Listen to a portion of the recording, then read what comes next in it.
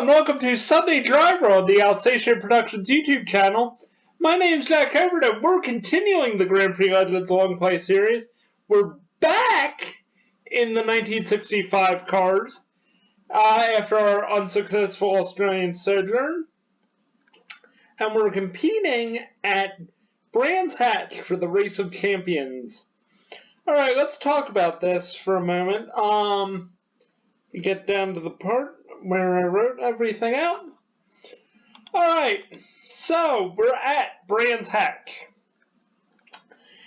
for the Race of Champions held on Saturday, 13 March 1965. Mike Spence won this non-championship showdown, the first at Brands Hatch to be titled the Race of Champions. Previously, the events were called the Silver City Trophy.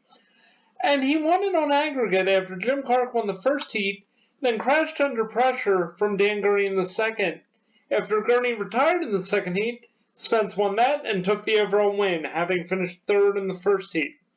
The Race of Champions was a non-championship affair held at Brands Hatch semi-regularly from 1965 to 1983. Winners, of course, included Gilles Villeneuve in 1979, driving a Ferrari 312 T3, and Jackie Ickx's masterful move around Niki Lauda on the outside of Paddock Hill Bend in the wet in 1974 ranks as one of the greatest passing moves ever at Brands Hatch. Other highlights include Peter Gethin's win for Chevron in their F5000 car in 1973, proving that the Formula 5000 cars could compete with F1 cars if the circuit was right. The final Race of Champions was held in 1983 and proved to be the last ever non-championship round in Formula One history. It was won by K.K. Rosberg and a Williams Ford by 0.073 seconds from Danny Sullivan and a Tyrrell Ford. To put that into perspective, this is what a second feels like. Okay, that's what a second feels like. Can't even imagine what 0.073 seconds have to feel like. I mean, I've seen the photo of the finish. I honestly can't believe Sullivan didn't win. Alright, let's talk about the circuit, and then we'll get into the lap around here. So racing at Brands Hatch took place since the 1920s. Their cyclists used this section that today is known as the Indy Circuit, and just ran races and stuff around the fields because the farm vehicles had cut little paths. Grass track motorcycling took place in this zone as well in the 1920s and 1930s, and then post-war the track was paved in 1950 in order to hold 500cc Formula 3 races. So to put this into perspective, this was the way the modern Indy circuit comes off. So the cars would do this. They'd go down to Paddock Hill, and then right about here at Pilgrim's Rise, they would turn right and then rejoin the circuit here and then come around. Druids didn't exist yet. Don Parker would win the first 500cc F3 race on April 16, 1950. The Druids Bend was added between 1953 and 1954, and then the racetrack was changed to go in a clockwise direction. Previously, it went the anti-clockwise, like most NASCAR circuits. A 15-lap Formula One race was run in 1956, won by Archie Scott Brown and the Connaught, and the first touring car race at Brands Hatch was held that year too. Formula 2 machinery, 1.5-liter Formula 2 machinery to be specific, stole the show at Brands for the rest of the 1950s, Lotus versus Cooper, and when the track got approval to extend their layout in 1960, creating the Grand Prix circuit, the Silver City Trophy race was held in August, won by Jack Brabham from Graham Hill by 4.4 seconds after Jim Clark's Lotus 18 broke its gearbox 22 laps in. Jim Clark won the first British Grand Prix at Brands Hatch in 1964. He had won the previous two Grand Prix, four in England, 1962 at Aintree around the famous Grand National horse racing track, and then 1963 at Silverstone. Of course, the first Race of Champions was held in 1965, and the track continued to grow into Britain's premier circuit. Helped really by, promoters such as John Webb and Nick Sirrett, who just absolutely loved running the track and did such a great job. They created so many great things, such as Formula Ford, the stepping stone to, Formula One that came out of it, was created by Webb and Nick Sirrett. They took on Formula Atlantic. They came up with Sports 2000, which is a very popular club racing championship, of course, here in the United States as well. And they just did a lot of great things to promote the track. Of course, if you've ever seen late, 1970s to 1980s British Grand Prix events at Brands Hatch, footage from it, you'll usually see, RAF, the stunt team. I forget what I would like to say they're the Red Devils, but I don't think they are. They would fly over and do formations and everything, so it was a grand day out at Brands Hatch. People loved this place, to be perfectly specific with you. They brought IndyCar racing to race on the club circuit in 1978, and now that's why it's known as the Indy Circuit. That race was won by Rick Mears. 25 years later, they did it again in 2003, and I'd like to say I think Sebastian Bourdais won it, because I remember Paul Tracy blew a turbo. I remember the race was on a bank holiday Monday in England, which meant I had to go to school, and I didn't get to see the IndyCar race at Brands Hatch, and had to put up with my annoying teacher instead. I was so annoyed. I wanted to just take the day off and watch IndyCar racing at Brands. That would have been so much more worth it. The last British Grand Prix, of course, was run in 1986. It was won by Nigel Mansell. And truth be told, the circuit began to show its age a little bit at that time. Transporters were having a real hard time fitting in the paddock area. But it was packed to the rafters. If you look at, Live Aid at Wembley in 85, it almost looked the same way at Brands Hatch in 86. The track continues to survive and thrive. It still has rounds of the British Touring Car and British Superbike Championships on the Grand Prix circuit. They didn't run as many events on the Grand Prix circuit due to noise issues, but club events still run on the short Indy circuit. Of course, the famous Formula Ford Festival is held here every year. Winners have included Ayrton Senna, Johnny Herbert, and Roberto Moreno. So, it's a great little track to run at, I will say. So, okay, let's get into this, and we'll go out for a couple laps here. So, of course, we're back in my beloved Lotus 33 Climax, and I'm going to put in about 7 laps of fuel for the race, and then what I'm going to do is then also set a 4-lap setup too for Brands track.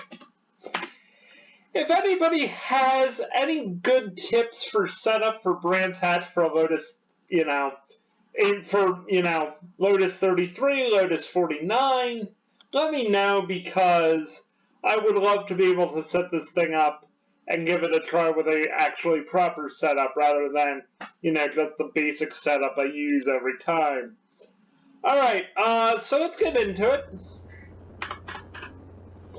Alright, here we go.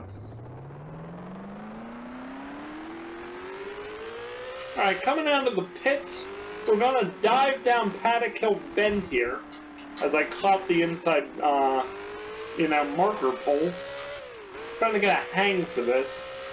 Then we're coming up Pilgrim's Rise.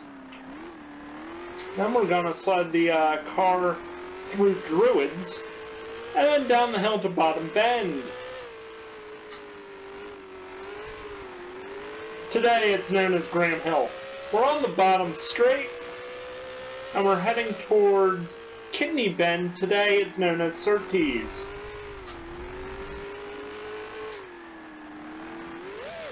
We're coming up here, and we're going to drop down into Pilgrim's Drop.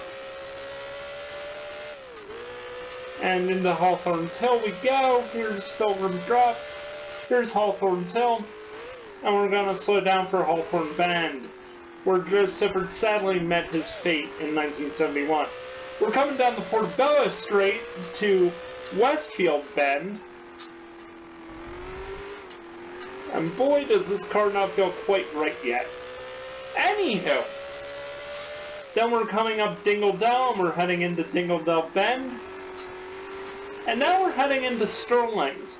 Now, many of you might think this is named for Sterling Moss, the famous, of course, English racing driver. That's named for Sterling's pig farm. A guy named Sterling had a pig farm nearby, they just called it that. And now we're heading into Clearways, which is now known as Clark. And this has been a lap of Brands Hatch, but we're going to do one more just because I just love this place so much. When I bought Grand Prix Legends, I really wanted to learn how to download tracks, and I really wanted to get Brands Hatch into Grand Prix Legends just to see what it felt like. I mean, I saw photos of it in the Grand Prix Encyclopedia when I was a kid, and just thought, this would be a fantastic place to have a race. So, yeah, I absolutely really enjoy it here. Now, practice will tell a different story. If you're wondering, will there be a second series race? Yeah, we'll be done the touring car and the GT race here for the Race of Champions weekend. After this, it comes out at 3 p.m. today for that. So anyway, let's get into it, and Alright, so we're back for practice for the Race of Champions. Alright, let's get started here. Alright, so I had to create a new playlist, or a new driver's list for this. So, guys like Joe Slesher and the other one, Mike Halewood, got added in. The Hondas aren't appearing because the Hondas technically didn't appear until Monaco, I think, on this year. So, yeah, there's a couple different, cars in this field for that. So, here we are. Alright, that's how we're looking. Alright, let's get started with practice. 876. Alright. There we go. Oops, I think I turned off the timing screen. Yep. Turned off the timing. Yeah. Alright, this is what I get for messing around with the heads-up display. Alright, here we go. The car's settled, nice and easy. Here we go. Yeah, I absolutely love Brands Hatch. I will continue to say this for as long as I possibly can, because frankly, yeah, I absolutely adore Brands Hatch. Even though, technically, the way I'm driving it, you would think, this is the worst circuit ever for it. No. This place is awesome.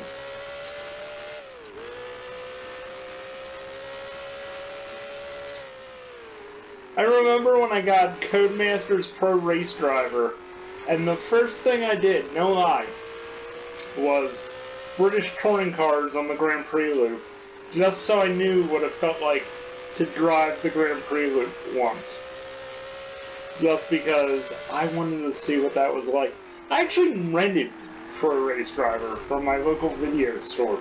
That's how old I am. I rented Pro Race Driver for the PS2 for an entire weekend at my local video store. Rarely competed in career mode, just because why bother with it? I'm only running it for an entire weekend. And then I think I think I just was like, okay, here's, 20 bucks or whatever of my, birthday money. Let me just buy per race driver. Which, for those of you who don't know, is what Toka Race Driver is actually called. The first game of Toka Race Driver is actually called here in the United States. At some point we'll have to play that. Once I figure out how to do capture of a PS2, yeah, we're playing Pro Race Driver here on Sunday Driver. We're actually also going to do Toka World Touring Cars, because, again, that's a fantastic game.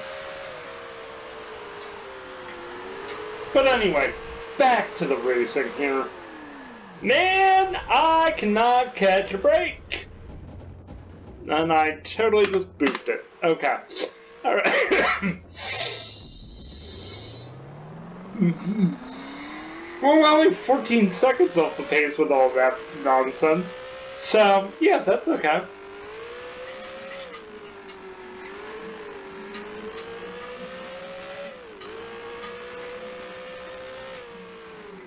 Alright. Yeah, okay. The key today is patience. Okay? That's really what the key is.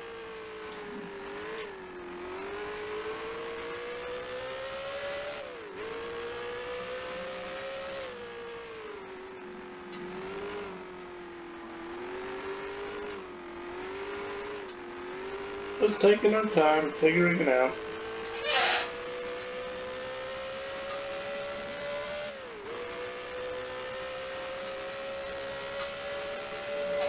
Hey, we lopped off 3 seconds there. We lopped off 7 there, so we're within 4 seconds of Clark. That's pretty good, heading into Dingle Dell. Oh no, here's Dingle Dell, that was Westfield.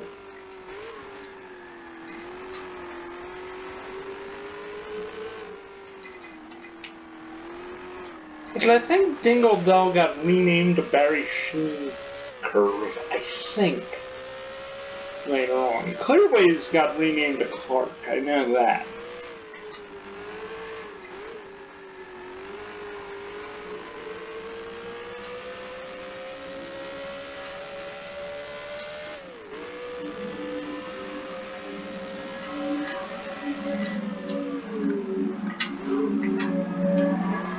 Okay, we're 14th. We can build off of that, that's pretty easy.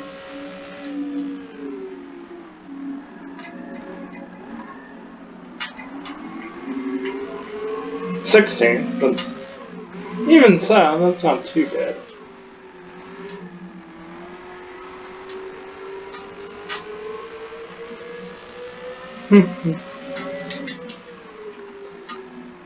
I mean, if you've never seen the 1966 film Grand Prix, starring James Garner, they do a fantastic job of showing Brands Hatch in that film. I mean, James Garner's Yamura, which is technically just the Honda, explodes at the very end of the race and catches fire and he has to pull off. But it's like, they do such a great job of showing this place really well.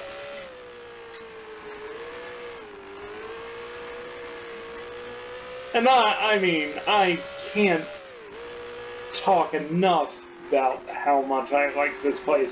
I love Longford, even though, frankly, I am the world's worst at it. But Brands Hatch, I'm somewhat decent around here.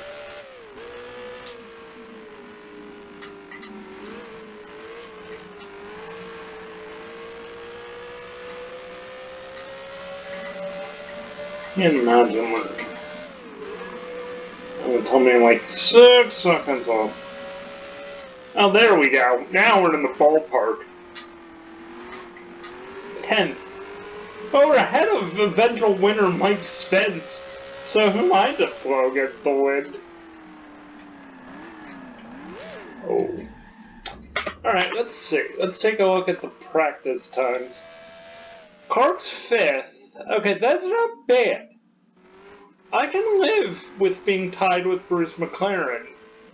And we're only a 100th of a second behind Joe Bonnier, which in itself is, and he's a Brabham BT7 of all things. So, yeah. Yeah, that'll do. See, I will drop like a stone, I think, as drivers go fast, of course. 13th. Yeah, I think I can definitely make up half a second. I definitely know I can't make up 2.6, but I can definitely try for half. That's not hard.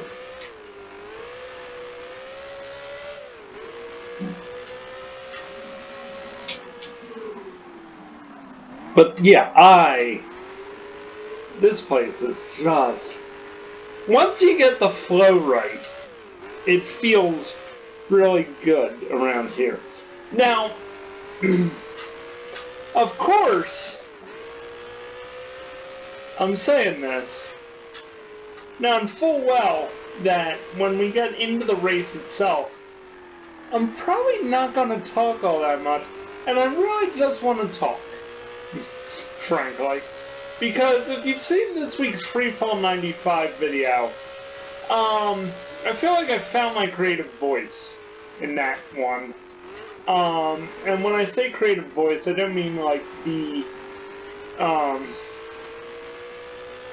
like, oh, this is what this is what I mean to say, or this is where I'm at with this. Now, what I mean is my little, like, voice in that one, where I feel like I talk pretty well, throughout it, and, there's no really moment where I'm too quiet, because I'm trying to convey what I'm doing better.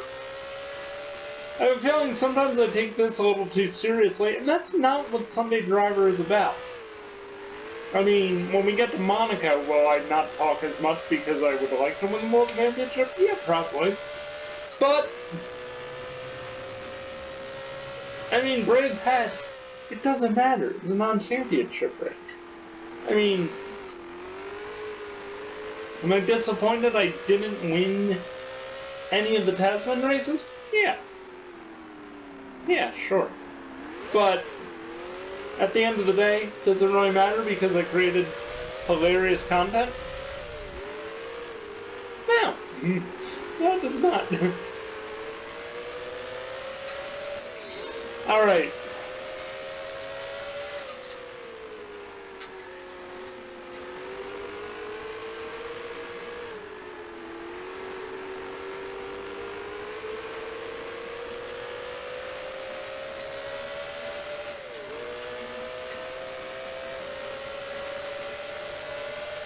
We're getting a feel for it. I'm going to sit behind Richard Atwood here for a little while.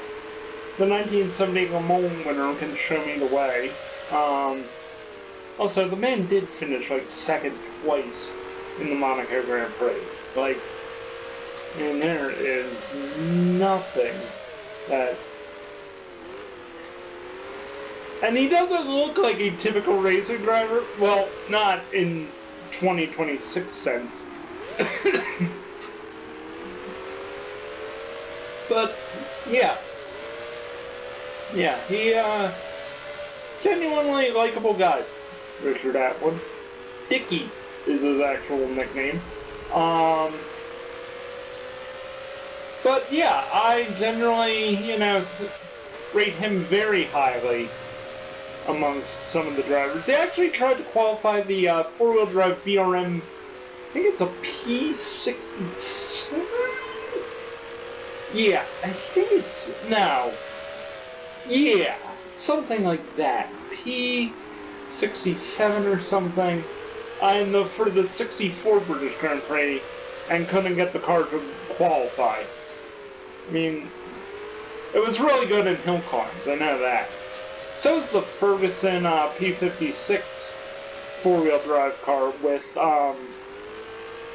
it was front engine, but that really didn't make a whit of difference for hill climb racing.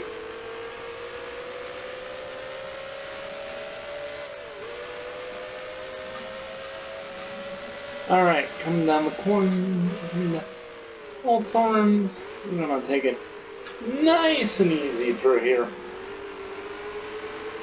I can kind of hear Murray Walker in the back of my head. If you've ever seen the famous Lap of the Gods series, you can get it on DVD. I would highly check it out. This guy, I think his name was, I'd like to say it was like Patrick Guimard. And he was a French filmographer.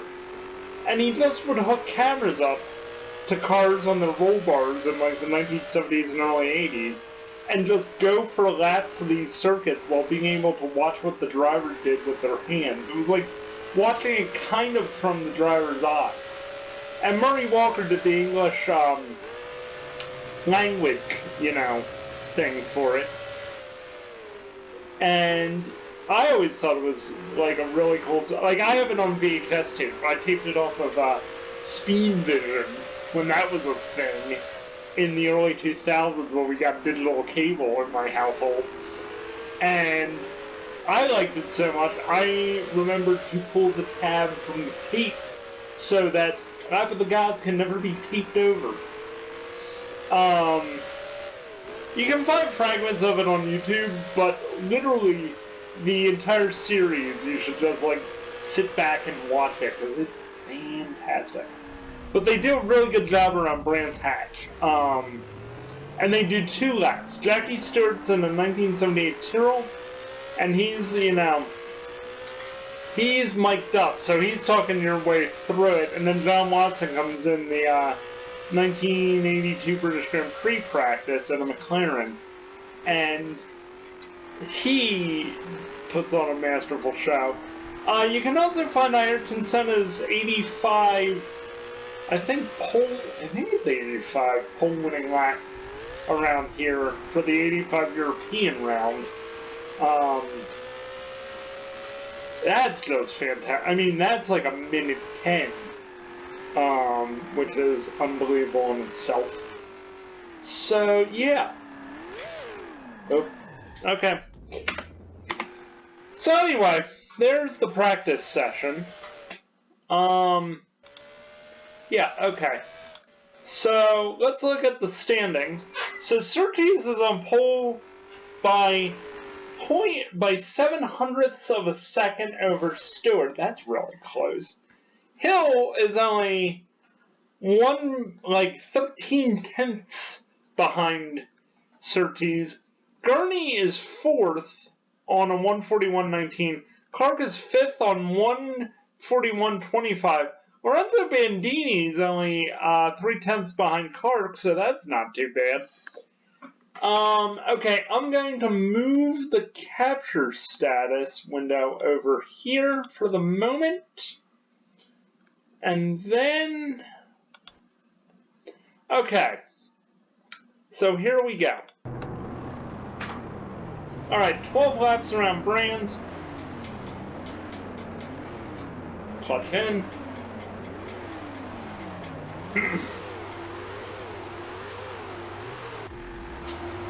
A pretty good start. I know I'm gonna get swamped, but at least I'm not gonna get left on the line like I did when I was a child. Alright, coming down through Paddock Hill. I'm going to really play it safe heading into Druids. We're gonna get by Fletcher, but we're gonna be behind Rink. Now I can probably take Rink down the inside here. Yeah, I got Rink. Oh, man. Gonna come back on me. Alright.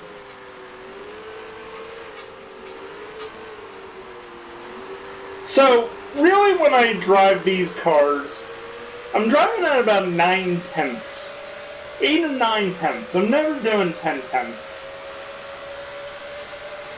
Even though I would like to, there's just no point.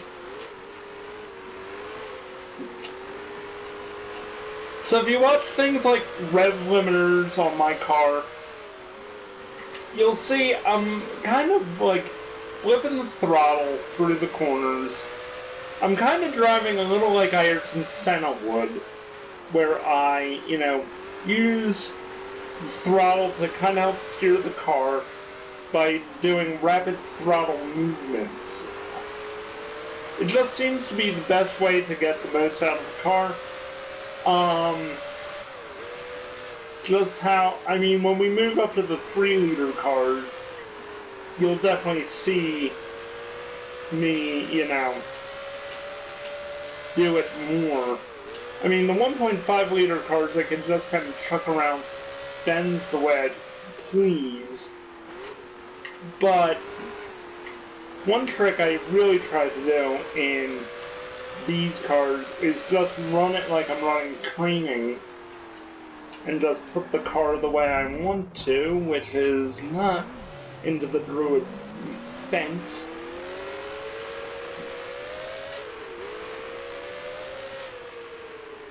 But instead, I just drive like there aren't cars around me.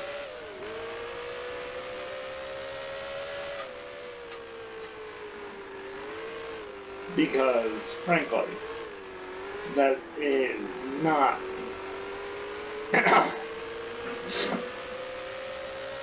I feel like I always get like a rush of blood, when I'm like, oh, I can catch the wind.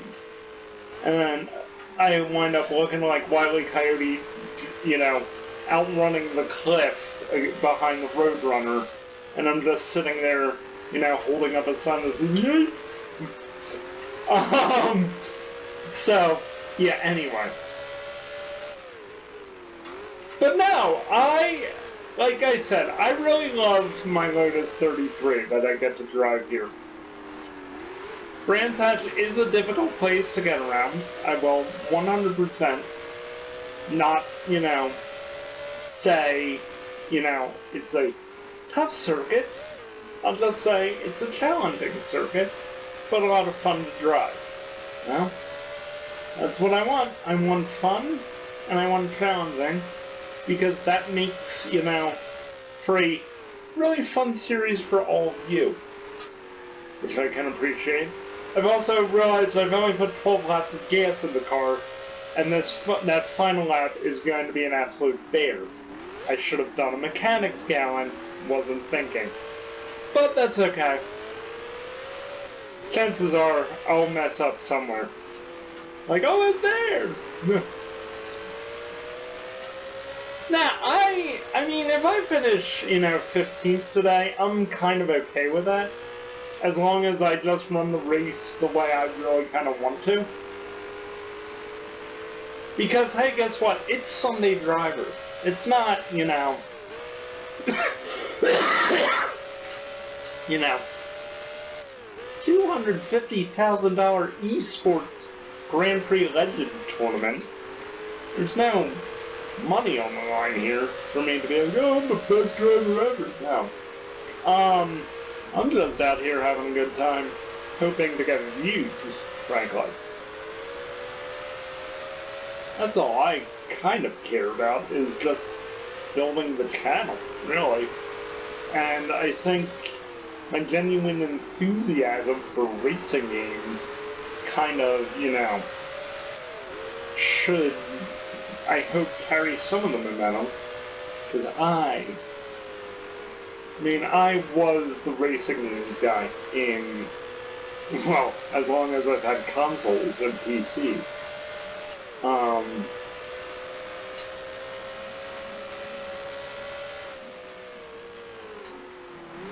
You'll meet some of my friends along the way, and they'll be better at, like, first-person shooters and things. Damn. Alright, come on. Come on. Alright, I think I got it. Yep. Okay. Druids is a pain. I remember that from Toka Touring Cars. Druids is 100% an absolute pain in the neck to get around. So, and that's in a super touring car with wings.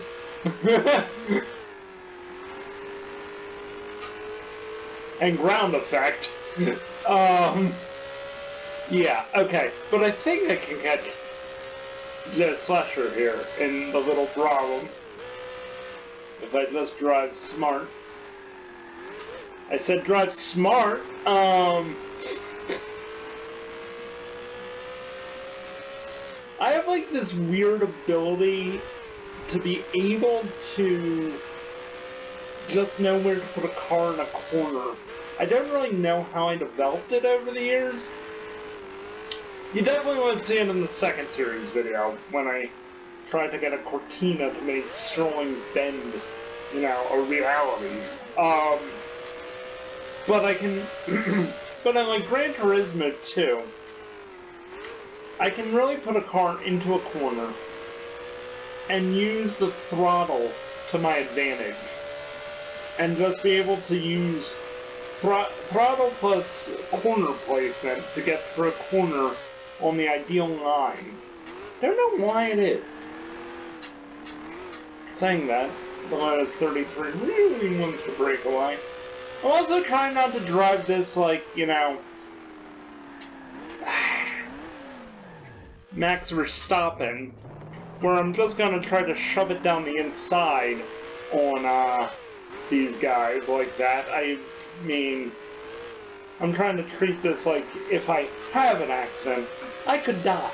So, I'm trying to drive with like 1960s thought processes, even though frankly, once again, I'm driving like Lance Stroll, spinning out as much as humanly possible. I'd say it's the Gilles Villeneuve method, but even he gave that up after a while.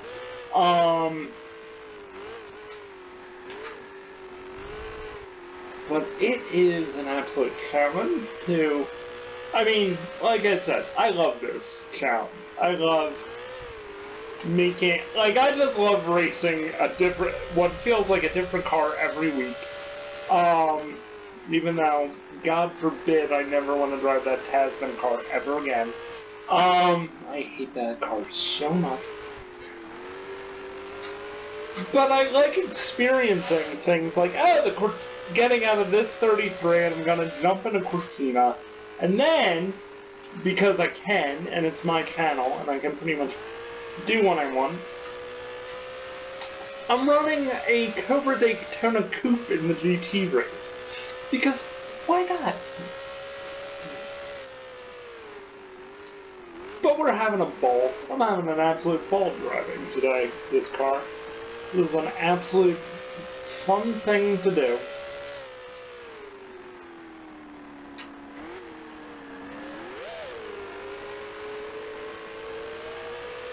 I can stick it down the inside.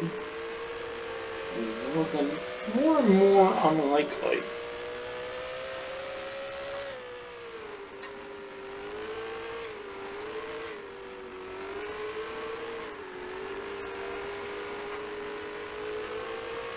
Alright, I think we can make this move work.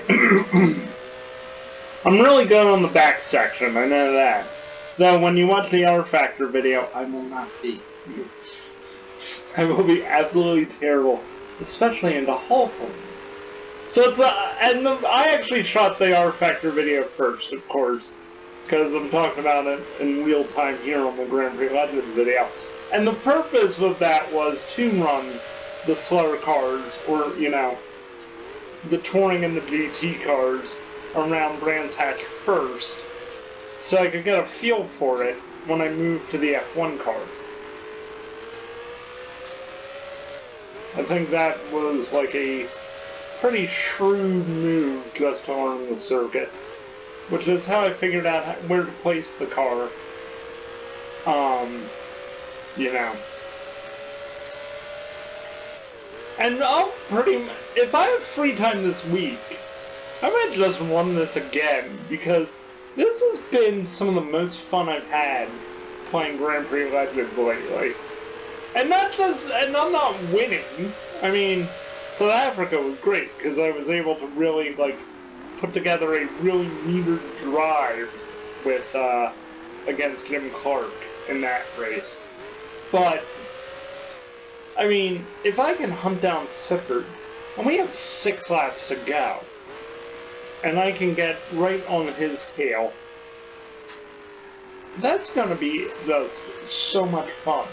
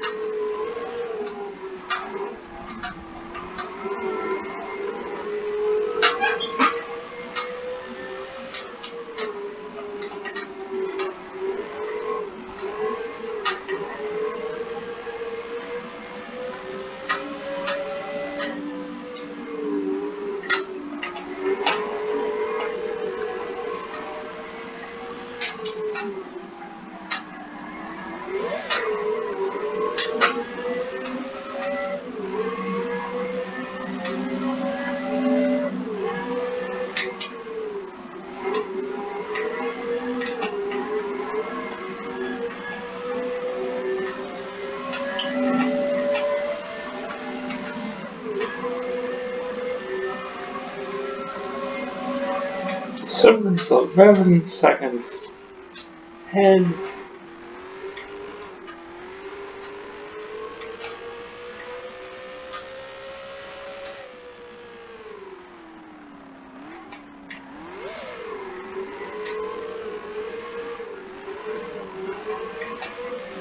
Yeah, this place is awesome, by the way. Absolutely having a blast.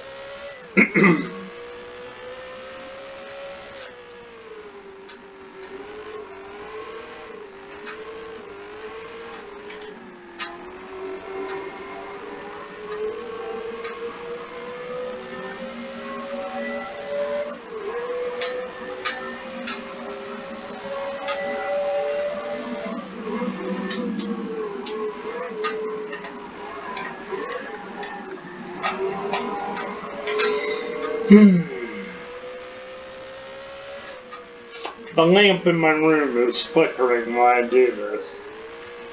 It's probably one of the more annoying things.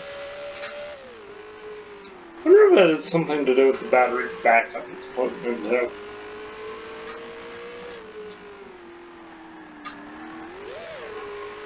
And personally, I have it set up that way.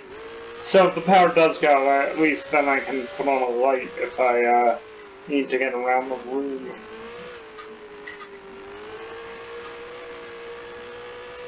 And my iPod is dead or something.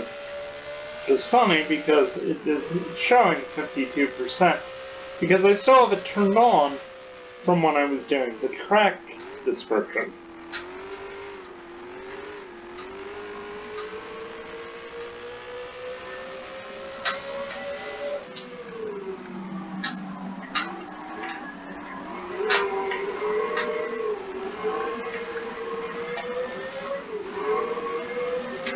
Alright, through Bottom Bend.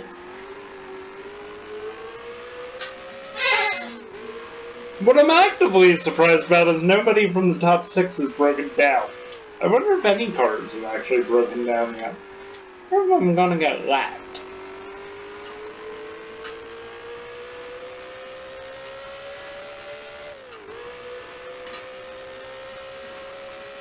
It's a valid question. I haven't been lapped since I was a child around here. Actually, a teenager. I haven't been lapped. Yeah, I probably haven't been lapped in the Grand Prix Legends race since I was a teenager. I haven't been lapped since I came back to play Grand Prix Legends in my late 20s. I remember the first time I qualified a pole in a Grand Prix Legends race. I was using manual transmission at Kyalami. And thought, yeah, I can do this.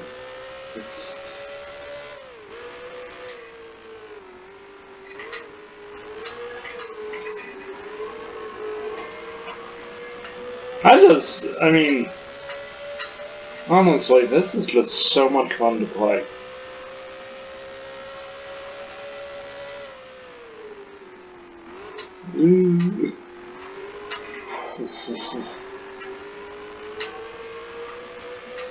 My whole body just tensed going through Panic of Ben. I really thought I was gonna end up in the fence there.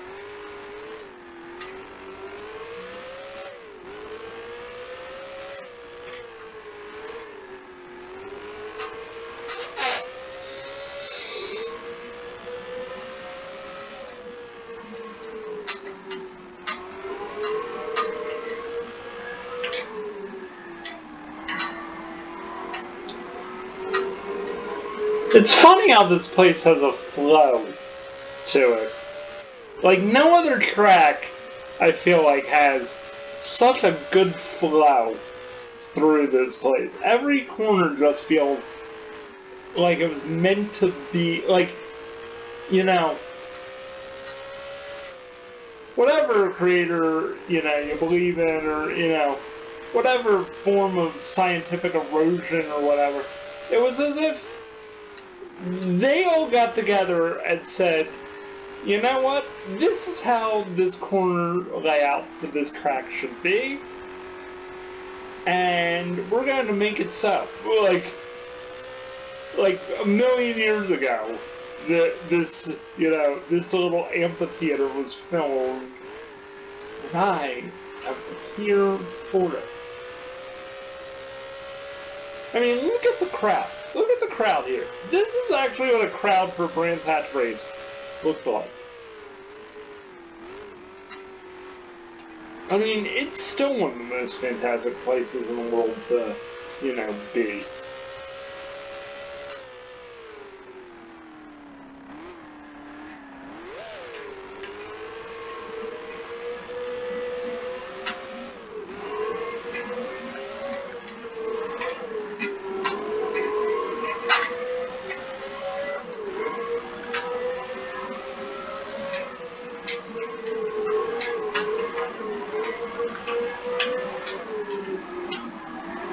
Ooh.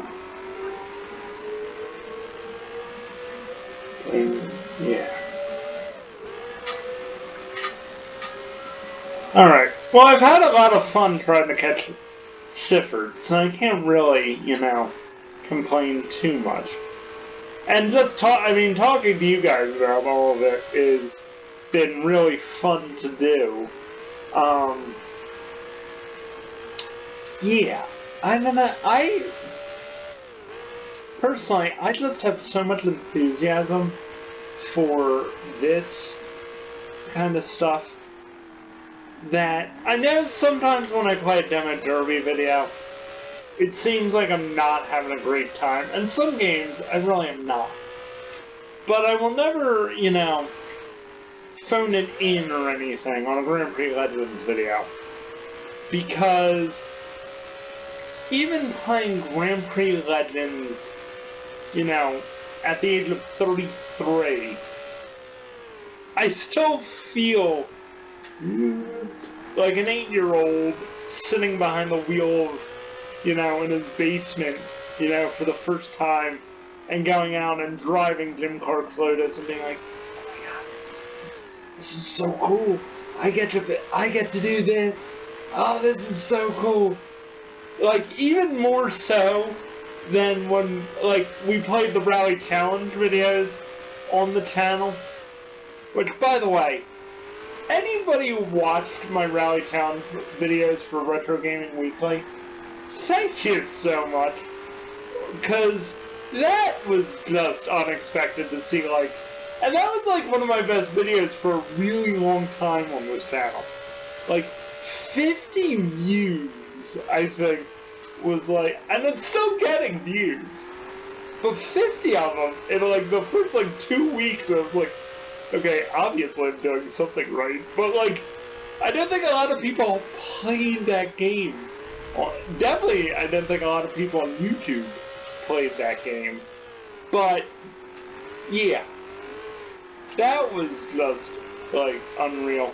But playing Grand Prix Legends, I know I'm not getting all the views I would like to get, but I'm having a blast doing it. So, I mean, I'm gonna finish 15th here. And if I didn't make those mistakes, I don't wonder where I'd be, but honestly, I don't really care too much. I finished, 15th. I beat, a French racing legend and a Le Mans winner, fairly handily. I mean, I finished second behind one of Grand Prix Racing's all-time coolest mustaches and the post-Miss World Champion. So, I mean, I'm not too disappointed. I mean, I'm disappointed a little bit. Would have liked to have won here, but it's okay. It's okay. I got the car home in one piece. I didn't get lapped. And even though I spun a whole bunch, I was able to still catch and finish 15th. So, it happens.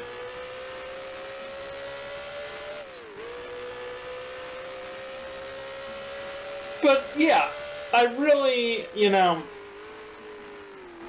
really love making this kind of stuff. It's a lot of fun. Honestly, I wish people would stay on my videos, way longer. But, some people just stay 10 seconds, and it's a little disappointing. I mean, I know my voice, isn't the best, but, I'm trying. I can't really do much with the voice, and I really don't want to use AI to try to fix it, because, I mean, we are not an AI channel by any stretch of the imagination. But yeah, no, I really hope anybody who, stayed for this, thank you so much. I hope, it was kind of rewarding to see. And, I mean, yeah, I had a lot of fun.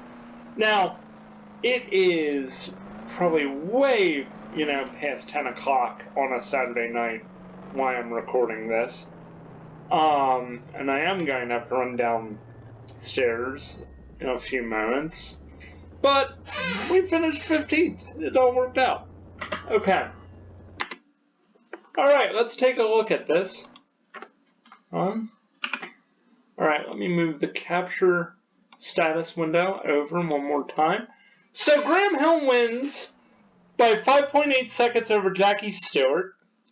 John Surtees is a further, 3/10 of a second behind him.